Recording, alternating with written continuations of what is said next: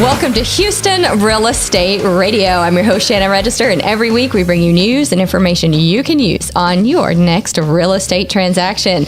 We are headed into spring, and it is a great time for a real estate transaction. I'm really excited because every spring, this is just a really fun time of year for us as realtors. This is when we really help sellers get their homes ready, get on the market. I have sellers I've been talking to for months about what are they going to do before they get on the market. They've been changing out their carpet, steam cleaning their carpet, and repainting and doing all these great things to get their houses ready, and now the time is finally here. And if you want to put them on the market in spring, now is actually the good time to do it, because right now you don't have all the competition that you're going to have in March, April, May. So it's a great time to get it on the market. So we're excited about that, and we've got lots of buyers in the market looking for homes. So it's a great time to be in real estate, and that's why I brought on another real estate professional with me here today in the studio, another broker as well, not just a realtor, but a broker. And we're going to talk about what that means this segment as well.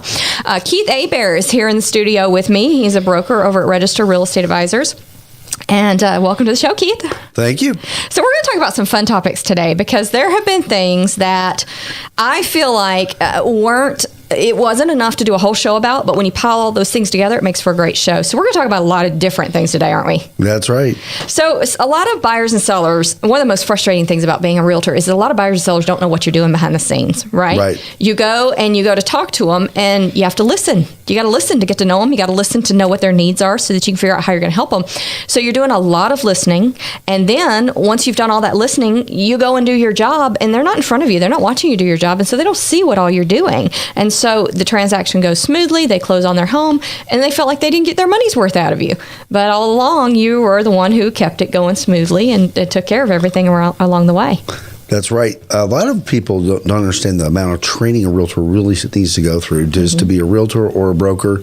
Just like the other day, we had a 2-hour class just on listening. Yeah, and I know that several wives asked their husband realtors to come up here and take that class. Yeah, it was a great class. Great class. So let's talk about the biggest difference between a realtor and a broker, because some people don't know the difference between a realtor and a broker. And there are some definite differences between the two. And I want to talk about that. I also want to talk about some of these designations. I have heard people say that having all these letters behind your name as a realtor don't mean a whole lot, and I agree with that. The letters don't mean a whole lot. It's the education. It's the education. That's what they mean, is you've had the education. Right. It just means that particular person, that realtor, decided it was important for them to take that next step and learn a little bit more about and dig deeper about the subject they're interested in, whether it be international real estate, luxury home, land, farm and ranch, working with buyers or working with sellers. They took that extra step that says, hey, I really want to become much better at what I'm doing. Yeah. I have I think I have like 10 or over 10 designations. And it's funny because even right now I can name 3 designations right off the top of my head that I'm planning to take. I mean, there's always more education. There's always more you can do. And, it doesn't matter what line of real estate you're in, whether you only work with buyers or you only work with sellers or you only work on land purchases, there's always more you can learn. Always. Yeah, there's so many avenues. Right. It's a continuing education, and times change, situations change, and you have to change with the time, just like with a lot of other businesses.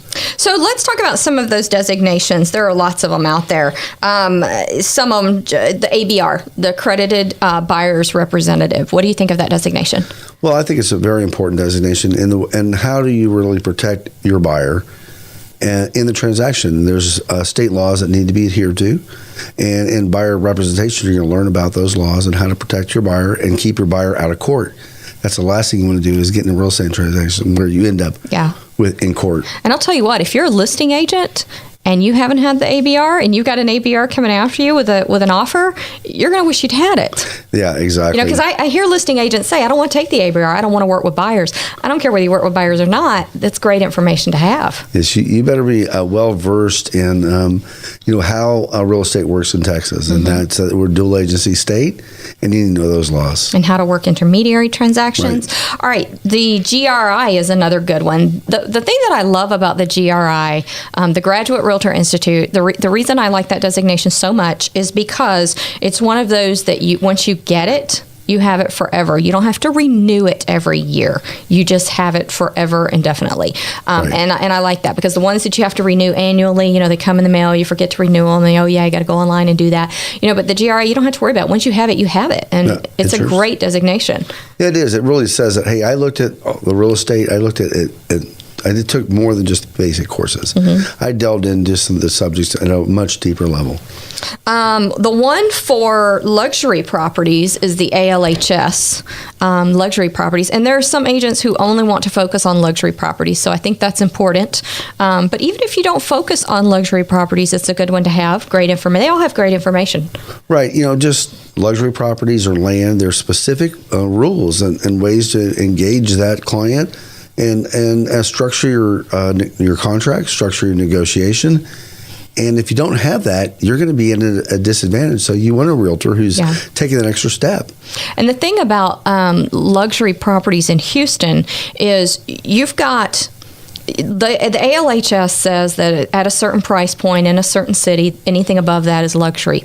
And just because it's at a certain price point doesn't really mean it's a luxury, right? That's correct. So you can have a home that's in a great neighborhood. It's a big house on a big lot, and it's very expensive. You can have another house that's very tiny on a lot of acreage that's the same price. Or you can have another house that's just hugely upgraded on a small lot in another community. And they're all three the same price, but they're vastly different properties. Exactly. And some people would look at them and say, that's not even a luxury property. Right. But because of the price, it's considered luxury. Right, that's correct.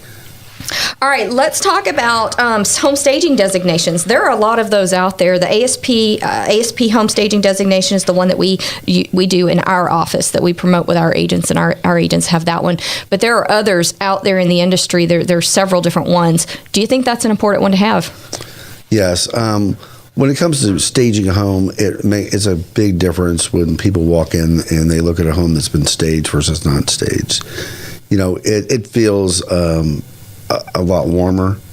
It just makes that home so much better and enjoyable to look at. It gives you an idea. You're not going to fully stage that home, but it's going to give you an idea how your furniture is going to fit in there, how you might fit in that home.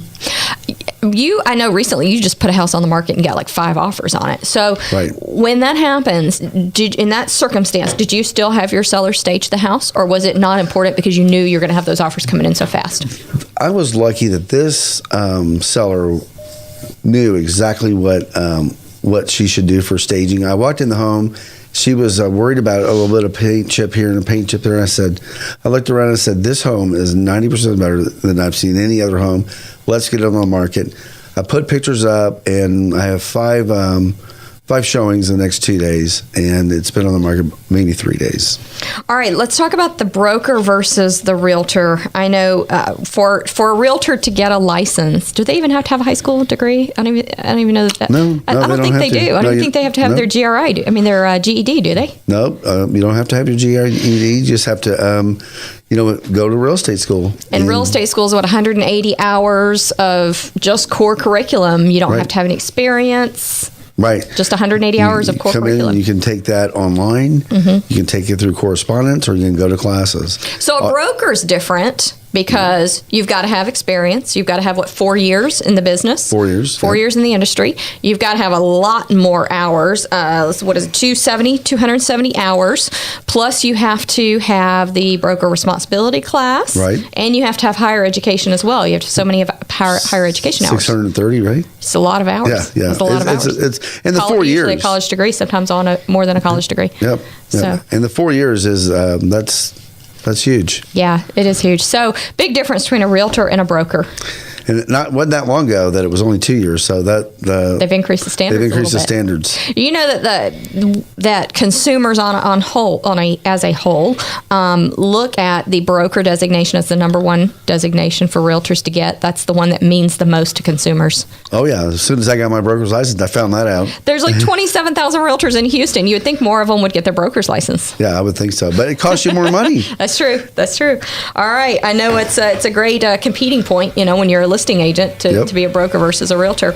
All right, we will be right back here on Houston Real Estate Radio. Later in the show, we've got CHI Mortgage coming on to talk to you about your mortgage needs, different options for different people. So stick around. We'll be right back here on Houston Real Estate Radio.